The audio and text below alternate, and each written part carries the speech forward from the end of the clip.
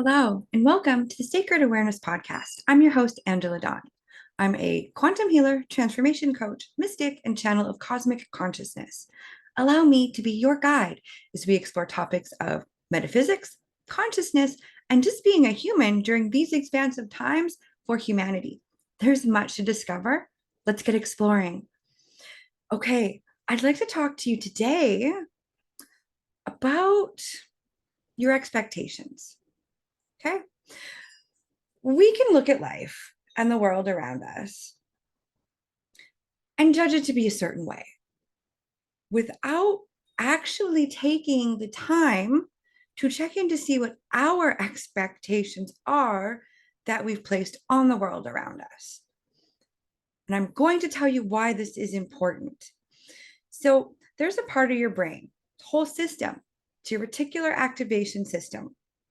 And basically, its whole point. Okay. So, there's about, we're going to say, a couple million pieces of stimulus available to you in any moment in life. Okay. So, to prevent us from going completely insane from being overly stimulated, it goes from being, we'll say, about 2 million pieces of information. That what this system does is it narrows your focus onto about 2,000 or so. Okay. These numbers aren't concrete. So,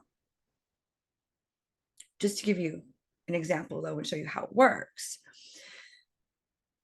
So, out of the millions that you would have available to you of information at any given time, and well, we don't want to go insane, you're only be giving access to a couple thousand, which means there is a shit ton of things that are going on that are beyond your expectations that you are not seeing. Okay. So, how does this actually play out in real life? If you're expecting people to be a certain way, okay. So, if you're expecting people to just be shady, for example, lo and behold, what is your attention drawn to? All the shady people. What if you were expecting, though, to see people who were compassionate? I bet that is what you would see more of and not the shadiness. Do you get where I'm going with this? So, this whole system, what it does is it's narrowing our focus of attention onto what we are expecting to see out of life based on our beliefs. Yeah, based on beliefs of how you think things are going to go, how you think your life is going to go, what meaning you've applied to your life thus far. Okay. All of those things are basically directives that you have given to the crew of this system. So if you don't like what you're seeing, what would it take for you to change the directive that you've given that system? What would change? I can tell you what I think would change, but that's not really going to help you. What would actually change in your life? So, what we really need to do is meet our expectations that we have placed on life. Okay. And we can do this multiple ways. We can do this through chasing disappointment, actually. You know, when something didn't work, there was an expectation there that was not met. What was it? These are the kinds of things that you need to start asking yourself. Okay. So, if you're not liking what you're seeing, what do you do about it? Well, you could do nothing. Let me know how that actually works for you, though, right? Or you're going to take that back into your own hands and be the captain of thy ship, my friends. It's all on you. If you don't like where you are, where can you steer your ship instead? If you don't like what's happening around you, what are you expecting to see? And is there an expectation there that's ready to be met and released, revitalized, revamped, whatever words you want to use for this? Okay. What can you do to shift it? What can you do to shift that which you're seeing before you? Okay. We can't expect the world to stop simply because our expectations have not been met, especially when we aren't necessarily even sure what all those expectations are.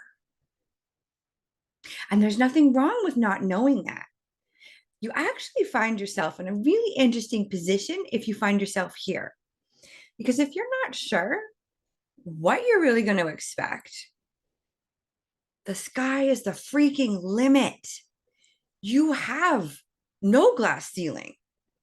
You can do anything that you want by shifting these expectations about how you're thinking life is going to go. Now, what if you find yourself in a position that your expectations have never been met? I'm going to ask you to forgive that. Forgive what needs to be forgiven. Forgive the person, the situation, the circumstance, yourself.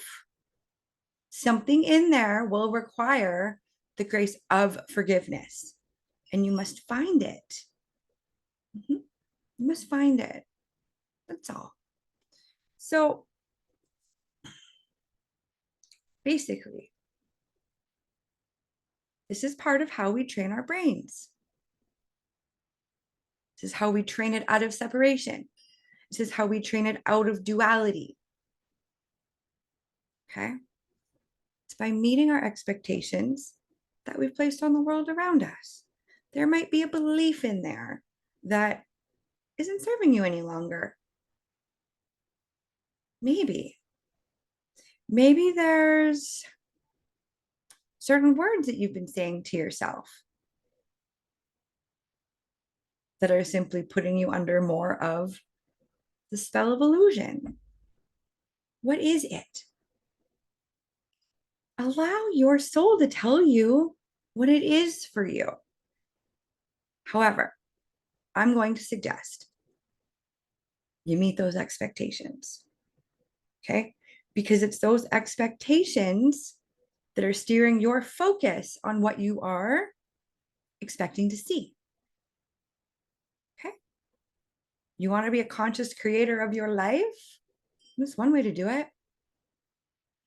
It's definitely one way to do it. So I'm just going to leave it at that. I'd like you to meet your expectations today. Not only meet them, I want you to get to know them. I want you to get to know why they're there in the first place. Why did you put them there? How are they serving you? How are they not serving you? How have they served you in the past? If they aren't serving you in your current endeavors or in your future, what can you do about them today? Okay, so I'm going to leave it at that. And I wish you well as you discover what your expectations are and then changing them to what you actually want and what your heart is actually expecting out of life, not just your hurt feelings and your trauma. We've created with that for far too long. Let's try something new. Until next time, catch you later.